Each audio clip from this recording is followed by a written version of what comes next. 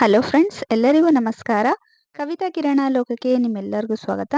ಆಷಾಢ ಮಾಸದ ಬಗ್ಗೆ ಹಲವಾರು ವಿಚಾರಗಳನ್ನ ನಾವು ಈಗಾಗಲೇ ತಿಳ್ಕೊಂಡಿದ್ವಿ. ಈ ದಿನದ ಮಾಹಿತಿಯಲ್ಲಿ ಆಷಾಢ ಮಾಸದಲ್ಲಿ ಹಚ್ಚಬಹುದಾದಂತಹ ಒಂದು ನಿಂಬೆ ಹಣ್ಣಿನ ದೀಪ ಆರಾಧನೆ ಬಗ್ಗೆ ಸಂಪೂರ್ಣವಾಗಿ ಇವತ್ತಿನ ಈ ವಿಡಿಯೋದಲ್ಲಿ ತಿಳ್ಕೊಳ್ಳೋಣ ಸ್ನೇಹಿತರೆ. ಅದಕ್ಕಿಂತ ಮುಂಚೆ ಯಾರೆಲ್ಲ ನಮ್ಮ ಚಾನಲ್ನ ಫಸ್ಟ್ ಟೈಮ್ ನೋಡ್ತಿದ್ರು, ಪ್ಲೀಸ್ ರಿಕ್ವೆಸ್ಟ್ ಮಾಡ್ತಿದ್ದೀನಿ, ನಮ್ಮ ಚಾನಲ್ನ ಸಬ್ಸ್ಕ್ರೈಬ್ ಮಾಡ್ಕೊಂಡು ನೋಡಿ. ಬನ್ನಿ, ಆಗಿದ್ರೆ ವಿಡಿಯೋನ ಶುರು ಮಾಡೋಣ. ಆಷಾಢ ಮಾಸದಲ್ಲಿ ನಿಂಬೆ ಹಣ್ಣಿನ ದೀಪವನ್ನ ಹಚ್ಚುವಂಥದ್ದು ಬಹಳಷ್ಟು ಶುಭ ಫಲಗಳನ್ನ ತಂದುಕೊಡುತ್ತೆ ಅಂತ ಹೇಳ್ತಾರೆ. ಹಾಗಾಗಿ ಈ ನಿಂಬೆ ಹಣ್ಣಿನ ದೀಪವನ್ನ ಹಚ್ಚೋದಕ್ಕಿಂತ ಮುಂಚೆ ಮನೆಯನ್ನೆಲ್ಲ ಫಸ್ಟ್ ನೀವು ನೀಟಾಗಿ ಕ್ಲೀನ್ ಮಾಡ್ಕೊಂಡ್ಬಿಡಿ. ಬೆಳಿಗ್ಗೆನೆ ಎದ್ದು ಬೇಗನೆ ಸ್ನಾನ ಮಾಡಿ ಮನೆಯಲ್ಲೆಲ್ಲ ಪೂಜೆ ಎಲ್ಲ ಮುಗಿಸಿ ಅದಾದ್ಮೇಲೆ ನೀವು ನಿಂಬೆಹಣ್ಣಿನ ದೀಪವನ್ನ ನೀವು ಹಚ್ಚೋದಿಕ್ಕೆ ಏನೇನೆಲ್ಲ ಬೇಕು ಎಲ್ಲಾನು ಕೂಡ ಸಿದ್ಧತೆಯನ್ನು ಮಾಡ್ಕೊಳ್ಳಿ. ಒಂದು ಕೆಳಗಡೆ ಹಸೋದಕ್ಕೆ ಒಂದು ಟವಲ್ಲು, ಎಷ್ಟು ನಿಂಬೆಹಣ್ಣು ಹಚ್ಚಿದ್ರೆ ಅಷ್ಟು ನಿಂಬೆಹಣ್ಣು, ಬಿಡಿ ಹೂಗಳು, ಅರಿಶಿನ, ಕುಂಕುಮ, ಊದ್ಗಡ್ಡಿ ಮತ್ತೆ ಬೆಂಕಿ ಪಟ್ನ, ಬಿಡಿ ಹೂ, ಪ್ರತಿಯೊಂದು ತುಪ್ಪದ ಬತ್ತಿಗಳನ್ನು ಕೂಡ ನೀವು ಮರಿದೆಲೆನೆ ತಗೊಂಡೋಗಿ. ಈ ಒಂದು ನಿಂಬೆಹಣ್ಣಿನ ದೀಪವನ್ನ ನಾವು ಶಕ್ತಿ ದೇವಸ್ಥಾನಗಳಲ್ಲಿ ಮಾತ್ರನೇ ಹಚ್ಬೇಕು. ಯಾವುದೇ ಕಾರಣಕ್ಕೂ ಕೂಡ ಬೇರೆ ದೇವಸ್ಥಾನಗಳಲ್ಲಿ ಹಚ್ಚಬೇಡಿ, ಅಷ್ಟೊಂದು ಫಲವನ್ನ ತಂದು ಕೊಡೋದಿಲ್ಲ. ಹಾಗಾಗಿ ಶಕ್ತಿ ದೇವಸ್ಥಾನಗಳಿಗೆ ಹೋಗಿ ಅಲ್ಲಿ ಫಸ್ಟ್ ನೀವು ಕುತ್ಕೊಂಡು ನೀವು ಎಷ್ಟು ನಿಂಬೆಹಣ್ಣಿನ ದೀಪವನ್ನ ಹಚ್ಬೇಕು ಅನ್ಕೊಂಡಿರ್ತೀರೋ ಅಷ್ಟು ನಿಂಬೆಹಣ್ಣ ಇಟ್ಟು ಸ್ವಲ್ಪ ಅರಿಶಿಣ ಕುಂಕುಮ ಹೂವನ್ನ ಇಟ್ಟು ಸಂಕಲ್ಪವನ್ನ ಮಾಡ್ಕೊಳ್ಳಿ. ಅಂದ್ರೆ ಕೈ ಮುಗ್ದು ದೇವ್ರ ಹತ್ರ ಬೇಡ್ಕೊಬೇಕು. ದೇವಿ, ನಾನು ಈ ಒಂದು ಫಲಕ್ಕಾಗಿ ಅಥವಾ ಈ ಒಂದು ಕಷ್ಟ ನಿವಾರಣೆಗಾಗಿ ನಾನು ಈ ಒಂದು ಸೇವೆಯನ್ನ ನಿನ್ಗೆ ಸಲ್ಲಿಸ್ತಾ ಇದ್ದೀನಿ. ಇದು ಯಾವುದೇ ಕಾರಣಕ್ಕೂ ಕೂಡ ಯಾವುದೇ ನಿರ್ವಿಘ್ನವಿಲ್ಲದೆ ಇದು ಸಂಪೂರ್ಣವಾಗಿ ಫಲವನ್ನ ಕೊಡ್ಲಿ ಅಂತ ಬೇಡ್ಕೊಂಡು ನೀವು ಈ ನಿಂಬೆ ಹಣ್ಣಿನ ದೀಪವನ್ನ ಇಷ್ಟು ವಾರ ನಿನ್ಗೆ ಹಚ್ತೀನಿ ಅಂತ ಬೇಡ್ಕೊಂಡು ನೋಡಿ. ಈ ರೀತಿಯಾಗಿ ಒಂದೊಂದು ನಿಂಬೆಹಣ್ಣ 2 ಭಾಗವನ್ನಾಗಿ ನಾವು ಮಾಡ್ಕೊಬೇಕು. ಕೆಲವೊಬ್ರು ಎಷ್ಟು ನಿಂಬೆಹಣ್ಣಿನ ದೀಪನ ಹಚ್ಬೇಕು ಅಂತ ಕೇಳ್ತಾರೆ, ಅವರವರ ಅನಿಸಿಕೆಗೆ ಬಿಟ್ಟಿದ್ದು. ಕೆಲವೊಬ್ರು ಇಷ್ಟು ವಾರ ಮಾಡ್ತೀನಿ ಅಂತ ಹೇಳ್ಕೊಂಡಿರ್ತಾರೆ. ಯಾಕಂದ್ರೆ ಆಷಾಢ ಮಾಸದಲ್ಲಿ ಈ ಬಾರಿ ಬಂದಿರುವುದು 4 ಶುಕ್ರವಾರಗಳು ಬಂದಿದ್ವೆ. ಕೆಲವೊಬ್ರು 4 ಶುಕ್ರವಾರ ಮಾಡ್ತಾರೆ, ಕೆಲವೊಬ್ರು ಆಷಾಢ ಅಮಾವಾಸ್ಯೆಯನ್ನು ಸೇರಿಸ್ಕೊಂಡು 5 ಶುಕ್ರವಾರಗಳ ಕಾಲ ಈ ಒಂದು ನಿಂಬೆ ಹಣ್ಣಿನ ದೀಪವನ್ನ ಹಚ್ತಾರೆ. ಅಂದ್ರೆ ನಿಂಬೆ ಹಣ್ಣ ಎಷ್ಟು ತಗೊಬೇಕು ಅಂತ ಕೆಲವೊಬ್ರು ಕೇಳ್ತಿರ್ತಾರೆ. ಕೆಲವೊಬ್ರು ನಿಂಬೆ ಹಣ್ಣಿನ ಲೆಕ್ಕ ತಗೋತಾರೆ ಅಥವಾ ದೀಪನ ಲೆಕ್ಕ ತಗೊಂತಾರೆ. ಅಂದ್ರೆ ನಿಂಬೆ ಹಣ್ಣಿನ ಲೆಕ್ಕ ತಗೊಳ್ಳೋರು 2ರಿಂದ ಸ್ಟಾರ್ಟ್ ಮಾಡ್ತಾರೆ ಅಥವಾ 1ರಿಂದ ಸ್ಟಾರ್ಟ್ ಮಾಡ್ತಾರೆ. ಅಥವಾ ದೀಪದ ಲೆಕ್ಕ ತಗೊಳ್ಳೋರು ಮೊದಲನೇ ವಾರದಿಂದ 2 ಹಚ್ತಿರ್ತಾರೆ ಅಥವಾ 5 ಹಚ್ತಿರ್ತಾರೆ, 9 ಹಚ್ತಿರ್ತಾರೆ. ಅವರವರ ಅನಿಸಿಕೆಗೆ ಬಿಟ್ಟಿದ್ದು. ಇದು ಯಾವುದು ಕೂಡ ತಪ್ಪಲ್ಲ. ಎಷ್ಟು ಬೇಕಾದ್ರೂ ನಿಂಬೆ ಹಣ್ಣಿನ ದೀಪವನ್ನ ಹಚ್ಚಬಹುದು. ಎಷ್ಟು ವಾರಗಳಾದ್ರೂ ಸರಿ ನೀವು ದೀಪವನ್ನ ಹಚ್ಚಬಹುದು, ಯಾವುದೇ ರೀತಿಯ ತೊಂದರೆ ಇಲ್ಲ. ಆದ್ರೆ ಶಕ್ತಿ ದೇವಸ್ಥಾನಗಳಿಗೆ 9 ನಿಂಬೆ ಹಣ್ಣಿನ ದೀಪವನ್ನ ಹಚ್ಚುವಂಥದ್ದು ತುಂಬಾನೇ ಒಳ್ಳೇದು. ನೋಡಿ, ಈ ರೀತಿಯಾಗಿ 9 ದೀಪವನ್ನ ನೀವು ರೆಡಿ ಮಾಡ್ಕೊಬೇಕು. ನೀವು ಕಟ್ ಮಾಡಾದ್ಮೇಲೆ ಆ ರಸ ಎಲ್ಲ ನೀಟಾಗಿ ತೆಗಿಬೇಕು. ತೆಗ್ದು ಅದನ್ನ ಉಲ್ಟಾ ಮಾಡಿದ್ರೆ ಈ ತರ ಬಟ್ಲು ಶೇಪ್ ಬರುತ್ತೆ. ಈ ರೀತಿಯಲ್ಲಿ ನಾವು ಎಲ್ಲಾನು ನೀಟಾಗಿ ಜೋಡಿಸ್ಕೊಂಡು ಅರಿಶಿನ ಕುಂಕುಮವನ್ನ ಇಟ್ಟು ಅಲಂಕಾರವನ್ನ ಮಾಡ್ಕೊಂಡು ಹೂಗಳಿಂದ ಅಲಂಕಾರವನ್ನ ಮಾಡ್ಕೋಬೇಕಾಗುತ್ತೆ. ನಿಂಬೆ ಹಣ್ಣಿನ ದೀಪವನ್ನ ಮಾಡೋದಕ್ಕೆ ಇನ್ನೊಂದು ಮುಖ್ಯವಾಗಿ ನಾವು ಯಾವುದೇ ಕಾರಣಕ್ಕೂ ಈ ದಿನ ನಾನ್ ವೆಜ್ ಅನ್ನ ಮನೆಯಲ್ಲಿ ಮಾಡಬಾರ್ದು. ಮತ್ತೆ ಈ ದಿನ ಬ್ರಹ್ಮಚರ್ಯವನ್ನ ಪಾಲಿಸಬೇಕು. ಮನೆನ ನಾವು ಮೊದಲೇ ನೀಟಾಗಿ ಹಿಂದಿನ ದಿನನೇ ಕ್ಲೀನ್ ಮಾಡಿ ದೇವರ ಸಾಮಾನೆಲ್ಲ ಕ್ಲೀನ್ ಮಾಡಿ ಮನೆಯಲ್ಲಿ ಪೂಜೆಯನ್ನ ಸಲ್ಲಿಸಬೇಕು. ನಮ್ಮ ಕುಲದೇವರಿಗೆ, ಮನೆ ದೇವರಿಗೆ ಪೂಜೆಯನ್ನ ಸಲ್ಲಿಸಿ ಗಣೇಶನಿಗೂ ನಾವು ಪ್ರಾರ್ಥನೆಯನ್ನ ಸಲ್ಲಿಸಬೇಕು. ಈ ಒಂದು ಸಮಸ್ಯೆಯ ನಿವಾರಣೆಗಾಗಿ ನಾನು ನಿಂಬೆ ಹಣ್ಣಿನ ದೀಪವನ್ನ ಹಚ್ಚಿದ್ದೀನಿ. ಯಾವುದೇ ಆಗದಲೆ ಫಲವನ್ನ ಸಿಗುವಂತ ಆಗ್ಲಿ ಅಂತ ಹೇಳಿ ಗಣೇಶನಿಗೆ ನಾವು ಪ್ರಾರ್ಥನೆ ಮಾಡ್ಕೊಂಡು ದೀಪವನ್ನ ಹಚ್ಬೇಕು. ಮತ್ತೆ ನಿಂಬೆ ಹಣ್ಣ ತಗೋಬೇಕಾದ್ರೂ ಅಷ್ಟೇ ತುಂಬಾನೇ ಎಳೆ ಕಾಯಿನ ತಗೋಬಾರ್ದು, ತುಂಬಾನೇ ಹಣ್ಣಾಗಿರೋದು ತಗೋಬಾರ್ದು. ಮೀಡಿಯಂ ಗಾತ್ರದ ಹಣ್ಣನ್ನ ತಗೋಬೇಕು. ಯಾಕಂದ್ರೆ ತುಂಬಾನೇ ಹಣ್ಣಾಗಿರೋ ತಗೊಂಡ್ಬಿಟ್ರೆ ಅದು ಒಡ್ಕೊಳ್ಳುತ್ತೆ. ತುಂಬಾ ಕಾಯಿ ತರ ನಿಂಬೆ ಹಣ್ಣು ತಗೊಂಡ್ರು ಕೂಡ ಅದು ಕೂಡ ಸೀಲ್ ಬಿಟ್ಕೊಂಡ್ಬಿಡುತ್ತೆ. ಯಾವುದೇ ಕಾರಣಕ್ಕೂ ಈ ದೀಪ ಹಚ್ಬೇಕಾದ್ರೆ ನಿಂಬೆ ಹಣ್ಣು ತೂತಾಗೋ ರೀತಿಲಿ ಆಗಿರ್ಲಿ, ಒಡೆದೋಗೋ ರೀತಿಲಿ ಆ ತರ ಒಂದು ನಿಂಬೆ ಹಣ್ಣುಗಳನ್ನ ನಾವು ತಗೊಳ್ಳೋದಕ್ಕೆ ಹೋಗ್ಬಾರ್ದು. ಅವು ಫಲವನ್ನ ಕೊಡೋದಿಲ್ಲ.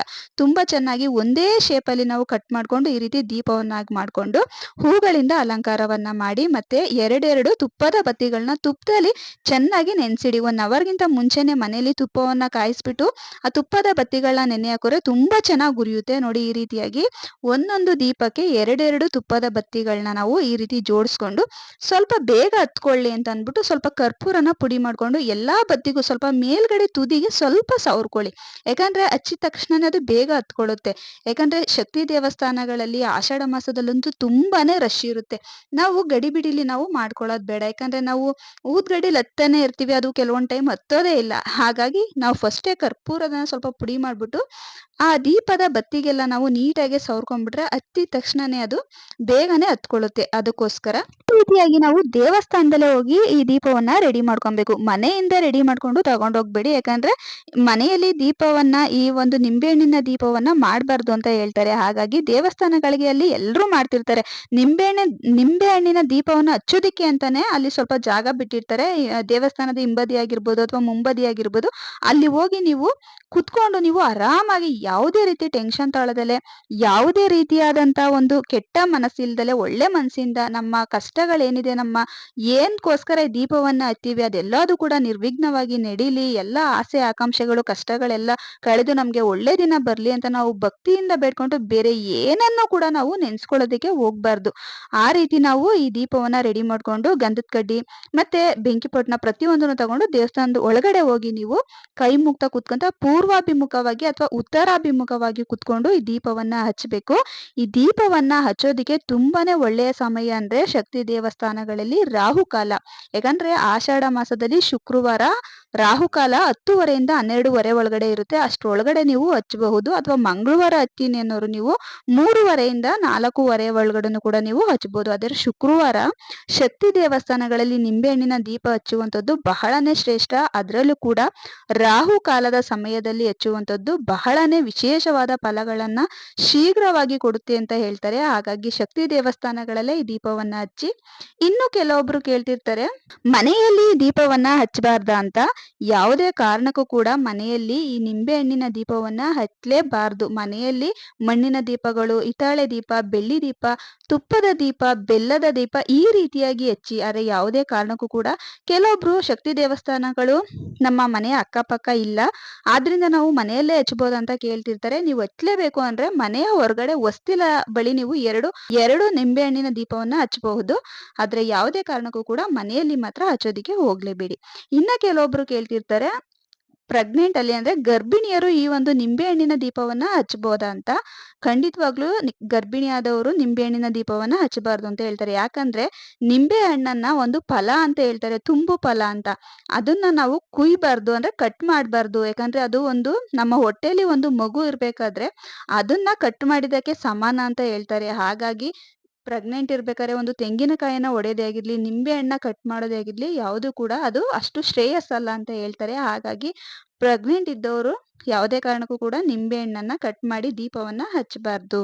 ದೀಪವನ್ನ ನಾವು ಅಡಿಕೆ ಪಟ್ಟಿಯಲ್ಲೂ ಕೂಡ ಹಚ್ಚಬಹುದು, ಅಥವಾ ತಾಮ್ರ, ಹಿತ್ತಾಳೆ, ಬೆಳ್ಳಿ ತಟ್ಟೆಯಲ್ಲೂ ಕೂಡ ಹಚ್ಚಬಹುದು. ಯಾವುದೇ ಕಾರಣಕ್ಕೂ ಸ್ಟೀಲ್ ಪ್ಲೇಟ್ಗಳಲ್ಲಿ ಹಚ್ಚೋದಿಕ್ಕೆ ಹೋಗ್ಬಿಡಿ. ಅಡಿಕೆ ಪಟ್ಟಿ ಅಲ್ಲೇ ಸಿಗ್ತಾ ಇರ್ತವೆ, ಅಲ್ಲಿ ಕೇಳಿ ಈಸ್ಕೊಂಡು ಹಚ್ಚಿ ಬನ್ನಿ. ಮತ್ತೆ ಮನೆಗೆ ಬರ್ಬೇಕಾದ್ರೆ ನೀವು ಎಷ್ಟು ವಾರ ಮಾಡ್ತಿರ್ತೀರೋ ಅಷ್ಟು ವಾರನೂ ಕೂಡ ನೀವು ನಿಂಬೆಹಣ್ಣಿನ ದೀಪವನ್ನ ಹಚ್ಚಿ, ಕೊನೆಯದಾಗಿ ನೀವು ದೇವಸ್ಥಾನಗಳಿಗೆ ಹೋಗಿ ನೀವು ದೇವಿಯ ದರ್ಶನವನ್ನ ಮಾಡಿ ಮಹಾಮಂಗಳಾರತಿನ ತಗೊಂಡು ಬನ್ನಿ. ಕೊನೆಯ ವಾರ ಏನಿರುತ್ತೆ ಆವಾಗ ನೀವು ದೇವರಿಗೆ ಏನಾದ್ರು ಸರಿ ನೀವು ಸೇವೆಯನ್ನ ಸಲ್ಲಿಸಿ, ಅಂದ್ರೆ ಮಡ್ಲಕ್ಕಿ ಕೊಡೋದಾಗಿರ್ಬೋದು, ಅಥವಾ ಅಭಿಷೇಕವನ್ನ ಮಾಡೋದಾಗಿರ್ಬೋದು, ಅಥವಾ ಪ್ರಸಾದವನ್ನ ಮಾಡಿಸಿ ಹಂಚೋದೇ ಆಗಿರ್ಬೋದು ಮಾಡಿ ಒಂದ್ 4-5 ಜನ ಮುತ್ತೈದೆಯರಿಗೆ ನೀವು ಅರಿಶಿಣ ಕುಂಕುಮವನ್ನ ತಾಂಬೂಲವನ್ನ ಕೊಟ್ಟು ಅವ್ರ ಕೈಲಿಂದ ಆಶೀರ್ವಾದವನ್ನ ತಗೊಳ್ಳುವಂಥದ್ದು ತುಂಬಾನೇ ಒಳ್ಳೇದು ಸ್ನೇಹಿತರೆ. ಈ ರೀತಿ ಮಾಡೋದ್ರಿಂದ ಗಂಡನ ದೀರ್ಘಾಯುಷ್ಯ ಹೆಚ್ಚುತ್ತೆ ಅಂತ ಹೇಳ್ತಾರೆ. ಹಾಗಾಗಿ ಈ ರೀತಿ ಮಾಡಿ ಇಡೀ ದಿನ ನಿಂಬೆಹಣ್ಣಿನ ದೀಪ ಮಾಡಿದ ದಿನ ಉಪವಾಸ ಇರ್ಬೇಕಂತನೂ ಕೆಲವೊಬ್ರು ಹೇಳ್ತಿರ್ತಾರೆ. ಆ ತರ ಏನಿಲ್ಲ.